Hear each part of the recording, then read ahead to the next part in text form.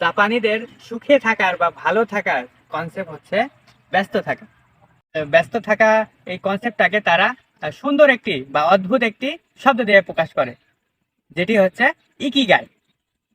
কোন মানুষটা বা কোন জিনিসটা অথবা কোন মানুষগুলো অথবা কোন জিনিসগুলো আপনাকে আরো দীর্ঘদিন বেঁচে থাকার জন্য অনুপ্রাণিত করে, কি তার রহস্য? ইকিগাই এই বইটি নিয়ে কথা বলবো। জাপানের দক্ষিণ দিকের একটি দ্বীপ যার নাম হচ্ছে ওকিওনাওয়া। সেখানে আহ, সেখানে পৃথিবীর অন্য যে কোনো অঞ্চলের মানুষের থেকে, ইনফ্যাক্ট জাপানের জাপানের অন্য যে কোনো অঞ্চলের মানুষের থেকে ওখানকার মানুষ বেশি দিন বাঁচে বা তাদের গড় আয়ু বেশি।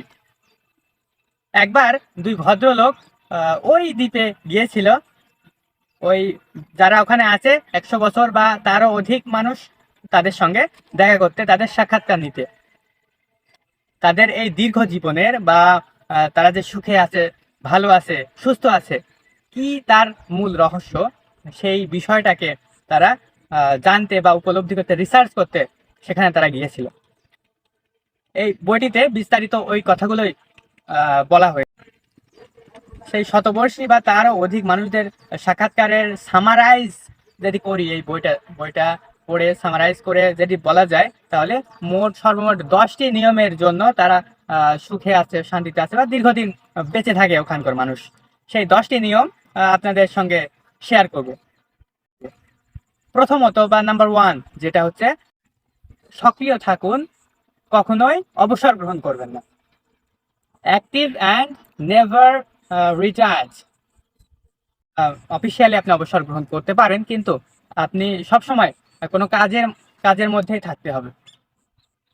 যে কাজটি আপনি ভালোবাসেন, যেটি করলে আপনার ভালো লাগে আর কি, যে কাজের মাধ্যমে আপনার পরিবার, সমাজ, এমনকি রাষ্ট্রের ভালোর জন্য অবদান রাখে সেই কাজটি, তাহলে আপনি ভালো থাকবেন, শান্তিতে থাকবেন এবং আরো দীর্ঘদিন বেঁচে থাকার আকাঙ্ক্ষাটা আপনার বেড়ে যাবে।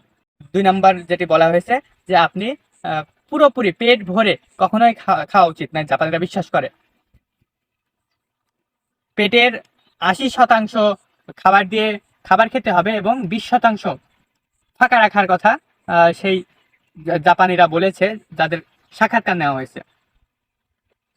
আমাদের ক্ষুধার পুরোপুরি খাওয়া উচিত না। আমাদের ক্ষুধা যেটুকু আছে সেটুকু পরিপূর্ণ ফুল আপ করা উচিত নয়, কিছুটা ফাঁকা রেখে খাওয়া উচিত আছে। সেই নাম্বার 3 হচ্ছে ভালো বন্ধুদের পরিবেষ্টনে থাকতে হবে। একজন ভালো বন্ধু হচ্ছে সবচেয়ে ভালো ওষুধ। আপনি বন্ধুদের মাঝে আপনার আবেগ অনুভূতি প্রকাশ করলে অনেকটা হালকা অনুভব করবেন। তাই সুন্দর ভালো বন্ধুদের সঙ্গে থাকুন। চতুর্থ নাম্বার যেটি আছে সেটি হচ্ছে আপনি কৃতজ্ঞতা প্রকাশ করুন। সেই থ্যাংক ইউ। আপনি আপনার পরিবার, সমাজ, রাষ্ট্র, আপনি যে শ্বাস নিচ্ছেন, বেঁচে আছেন, এটার জন্য সবসময় কৃতজ্ঞতা প্রকাশ করুন। Number 5, smile. হাসি মুখে থাকুন। হাসি মুখে কথা বললে শুধু স্বাচ্ছন্দ্যই আনে না, হাসি মুখ শুধু স্বাচ্ছন্দ্যই আনে না, বরং বন্ধু তৈরি করতেও সহায়তা করে। হাসি মুখে কথা বলে সকলেই তার কথা শুনতে চায়। গোমড়া মুখ মানুষকে কেউ পছন্দ করে। নাম্বার 6 যেটি আসতেছে, সেটি হচ্ছে পরিবেশে বা প্রাকৃতির কাছাকাছি থাকুন।